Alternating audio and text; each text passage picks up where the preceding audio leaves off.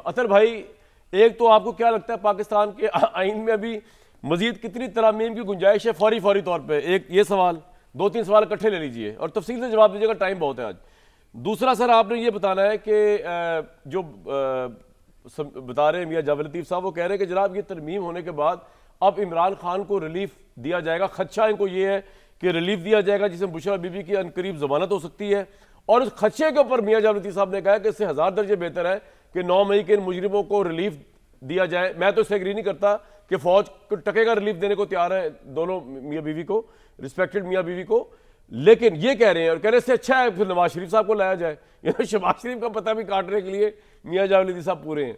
Any how जी अतर साहब, देखिए, पहले तो मैं छोटा सा कमेंट करूंगा इंडिया के हवाले से। इंडियन जो आर्मी चीफ ने बयान दिया उसमें साथ उन्होंने ये भी कहा है कि उसके लिए हमें मजीद असला खरीदना पड़ेगा। अब वो मुल्क जिसका बजट जो है दिफाई बजट 90 अरब डॉलर हमारे पूरे बजट से ज़्यादा है, लेकिन उसके बावजूद जो उनके साथ हुआ वो पूरी दुनिया ने देखा। इस हुकूमत ने तरमीम की, बड़ी अच्छी बात है, उनका जमहूरी राइट है। ये कोई तरमीम ना भी करें, कुछ भी ना हो, तो फिर भी पूरी कौम को पता है कि जब भी इंडिया इस किस्म की हरकत करेगा यहाँ से, जैसे पाकिस्तान आर्मी ने पहले उनको शिकस्त दी, जैसे एयरफोर्स ने उनके जहाज़ गिराए, मुस्तकबिल में भी उनका यही नतीजा निकलेगा जब भी वो इस किस्म की हरकत करने की कोशिश करेंगे। अब मियाँ जावेद लतीफ़ साहब ने जो बात की कि तरमीम के बाद जो है इमरान खान साहब को रिलीफ मिल जाएगा, टू बी ऑनेस्ट मुझे तो तरस आ रहा है कि आप 3 साल से इक़्तिदार में हैं। क्या ये तरमीम यूगोस्लाविया की पार्लियामेंट ने की है कि आपने ऐसी तरमीम कर दी जिसके नतीजे में इमरान खान साहब को रिलीफ मिल जाएगा?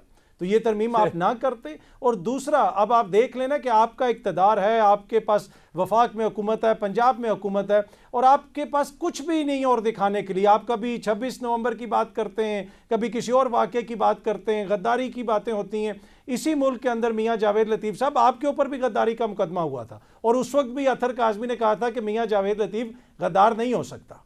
उसके ऊपर आप सियासी मुखालफत का इल्ज़ाम तो लगा सकते हैं, लेकिन इस किस्म का इल्ज़ाम नहीं लगा सकते। तो ये कब हमारी सियासत आगे बढ़ेगी, आप लोगों को खुद भी देखने की ज़रूरत है। अगर आपके पास कारकर्दगी है, आप सब कुछ कर रहे हैं, तो एक ऐसा बंदा जिसकी 2 साल से किसी ने शक्ल नहीं देखी, मियाँ साहब से तो टोलियों की शक्ल में जाके सब लोग जेलों में मिलते थे, और फिर भी जो है निज़ाम चल रहा था। तो ये सब कुछ करने के बावजूद भी अगर आपसे निज़ाम नहीं चल रहा, तो फिर आप साइड पे हो जाएं। फिर ये मियाँ साहब के बस की बात नहीं है, फिर आप ये किसी और के हवाले कर दें। आपसे अगर नहीं चल सकता तो मैं हाजिर हूं।